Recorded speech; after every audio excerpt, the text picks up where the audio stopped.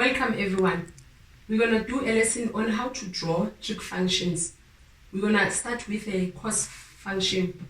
It will be given in the form of an equation because it's a function. It's going to say y is equal to cos and an angle. It can be any angle. In this case is x. And then x is an element of, then we'll be given a restriction. This graph, they expect you to write from minus 360 to 306. With a cos function, in every 90 degrees, there will be a change. And also a cos function is like a sine function. They are curves. And their period, both the sine and the cos, at 360. So we're going to use this information to draw the function. We're going to draw the function now.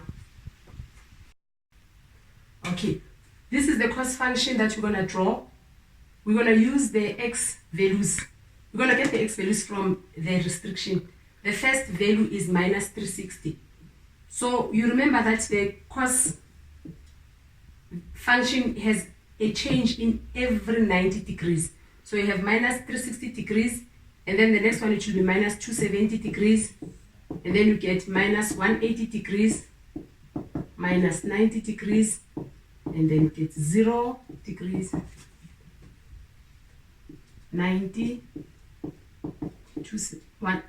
90, 180, 270, and 360 degrees. Now these are your x values. Now for your y values, you need to memorize that the cos graph, the y-intercept is at 1. So you're going to go to 0 degrees and have 1. Because the y-intercept is at 1. Then, because it's a curve, it will move from 1, it will go to 0, then from 0 to minus 1, and then it goes to 0, and then it goes to 1.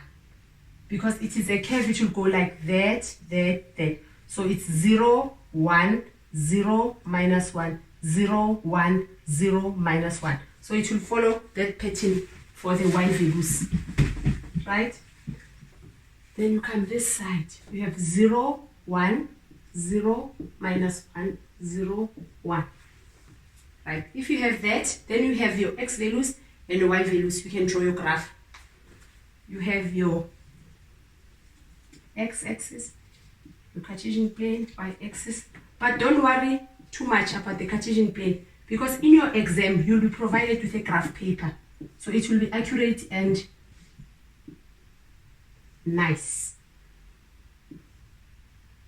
The y value 1 and minus 1.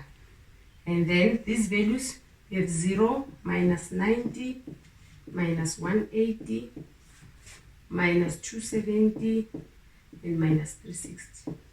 This side we have 90, 180, 270, and 360.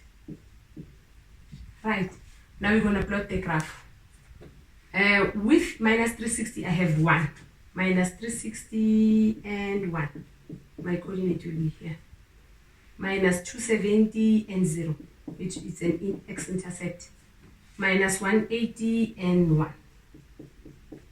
And then we have 90. And we have that. And then we have 90 and 0. It's an intercept. 180 and minus 1, 270 and 0, 360 and 1.